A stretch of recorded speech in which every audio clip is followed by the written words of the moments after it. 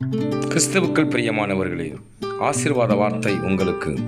வேதம் சொல்கிறது, என் மகனே, உன் தகப்பன் கற்பனையை காத்துக்கொள், உன் தாயின் போதகத்தை தள்ளாதே. நீதிமொழிகள் 6:20. ஒரு மனுஷருக்கு 2 குமாரர்கள் இருந்தார்கள். அதில் இளையவன் தகப்பனை நோக்கி, எனக்கு வரும் பங்கை எனக்கு பங்கிட்டு தர வேண்டும் என்று கேட்டான். அப்படியே அந்த மனுஷன் தன்னுடைய ஆஸ்தியை அவர்களுக்கு பங்கிட்டு கொடுத்தான். இளைய மகனோ தன்னுடைய சொத்துக்களையும் ஆஸ்திகளையும் சேர்த்து கொண்டு வெளிதேசத்துக்கு புறப்பட்டு போனான். அங்கே அவன் துர்மார்க்கமாய் வாழ்ந்து தன் சொத்துக்களையெல்லாம் அழித்து போட்டான். தன்னுடைய சொத்துக்களெல்லாம் செலவழிந்த பின்பு ஒருவேளை சோற்றுக்கு கூட வழியில்லாமல் இருந்தான். தன் ஜீவனை கழிப்பது எப்படி என்று தெரியவில்லை.